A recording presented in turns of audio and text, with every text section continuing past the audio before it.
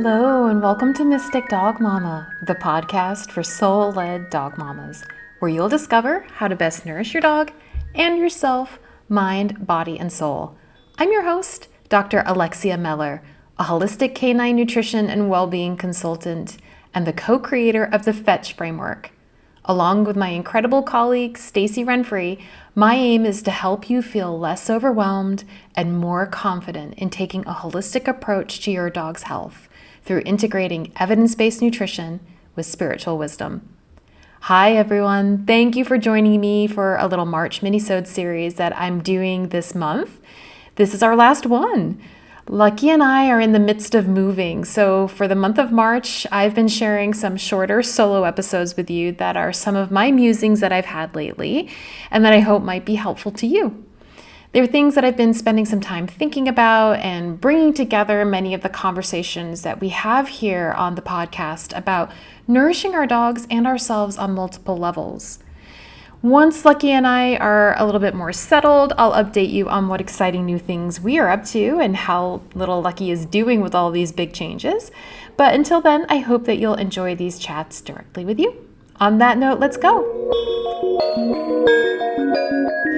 So something I hear a lot from pet parents is that they feel overwhelmed by not knowing what's at the root of their dog's health challenge, overwhelmed with why the health challenge seems to go away and then come back, overwhelmed with having tried, quote unquote, all the things, overwhelmed by all the conflicting information and advice or the latest superfood, or even something like the fear around bird flu. And on top of it, they experience the pressure of feeling like they need to do everything right. Any of that sound familiar? It definitely does to me. They just want clarity though, and more than that, pet parents want certainty that you're making the right choices and doing the right things, because we all have the belief that certainty will somehow bring us peace of mind, peace of knowing that we've done the best that we can. But here's a teaching from Kabbalah, the mystical wing of Judaism, that I find such a powerful and useful nugget of wisdom that might be helpful to you if you're navigating any of this kind of doubt. The teachings of Kabbalah advise us to move forward with total certainty. But I think that many of us actually misunderstand what this means. We often think it means that we must have a complete knowing or conviction of the actions that we're taking or the decisions that we're making. And while there might be some truth in that, at the heart of this teaching, at least from my perspective and understanding, is that really we're being asked to have certainty in the Creator, God, universe, the divine, whatever language feels right to you. When we have absolute certainty in the Creator, what we're saying that is that everything that's happening is happening for my highest evolution. And therefore, everything is actually beneficial and good. If things don't go the way I had planned or hoped for, this certainty tells me that something better is on its way. If there's a delay, this certainty reminds me that things are lining up just as I need them to. We tend to think we need to be certain of the answer or outcome before taking a first step, or we think we need to know the next step before we leap. But what if what we're asked to be certain of is just simply the fact that we're guided, that all is working out, and allow the answers to come to us, whether that's in the form of the right person showing up to guide you, or the right article landing in your feed, or the red light that forces you to turn right, and lo and behold, there's a coffee shop you decide to go into, and you just happen to overhear the exact wisdom that you needed. That's why I say that everything is magic, because it really is. Be certain of the guiding force of the universe rather than seeking certainty for or from a particular answer or outcome.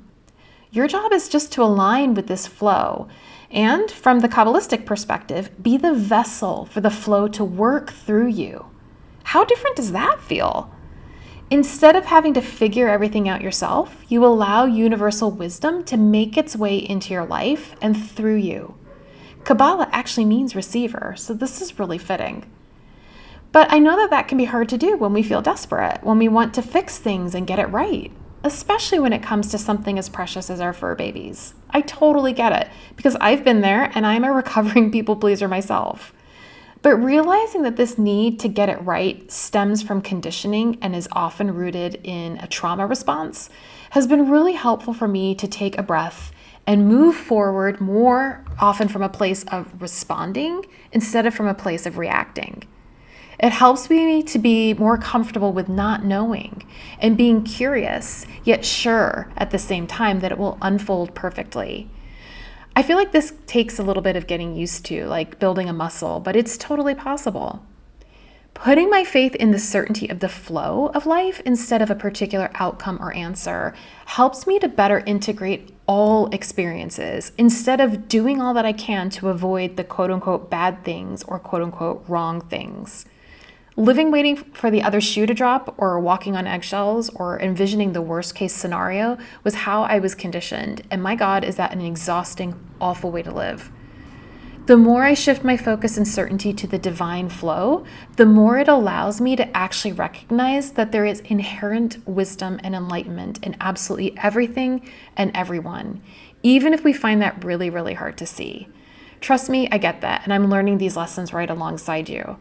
And something else along those lines that I found really helpful for me as I started navigating this and where I was feeling stuck was recognizing that our relationship with divine flow and whether or not we trust the universe, for example, is a direct reflection of how we felt safe or how we didn't feel safe as a child with our parental figures. And this isn't about shaming our parental figures. This is just about acknowledging what it is that we experienced and what we interpreted. And I realized in my own journey with all of this that I didn't necessarily trust the universe to provide for me because I didn't really trust my father figure to provide me with what I really needed, which was a sense of emotional safety.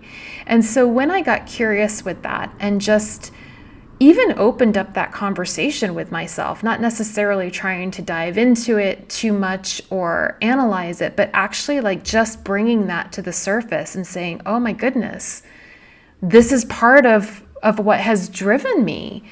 That really helped me in my healing journey with the universe. And I actually started to kind of have a conversation with the universe in a different way and trying to reestablish a different relationship, one that was built on trust. And so this whole practice informed by the Kabbalistic tradition of looking at how could I have certainty in the flow and not actually make my level or understanding of certainty about any particular thing that I was experiencing in the world and not judging what I was experiencing. It kind of helped me to build that muscle. So if that's helpful for you, that might be something to kind of explore for yourself as well.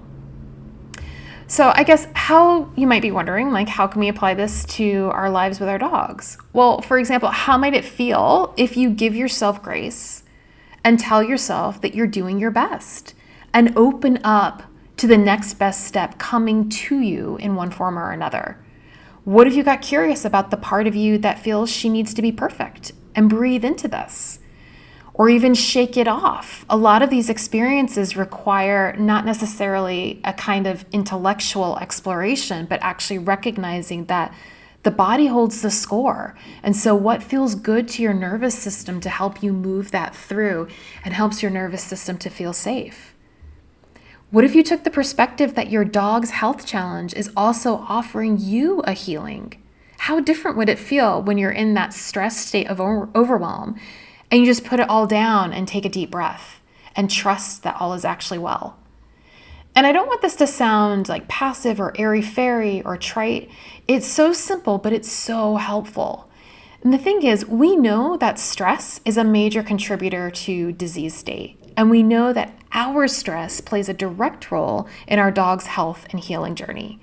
This isn't blaming you at all about your dog's health challenge, so please know that I'm not saying that. But what it is saying, though, is that your power lies in your ability to breathe. You deciding to breathe, to love yourself, and trust that the right answers are flowing to you, that everything is actually perfect right now, just as it is, that the right people, the right treatments, everything are flowing to you, and your job is just to be calm, curious, and receive, this will massively help reduce your stress and help your dog at the same time. What if that's actually the best medicine? Because that's exactly how energy healing practices work, after all. This is all part of the paradigm shift that Stacey Renfrey and I talk about and explore in everything that we're doing with our F.E.T.C.H framework and in our community space.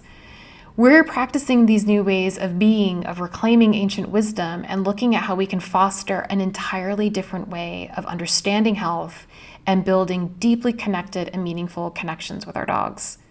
We both talk about how there is just so much fear in the world and in the holistic dog space too, which in many cases feels like it's just replacing a kind of conventional allopathic pharmaceutical approach to health with a plant.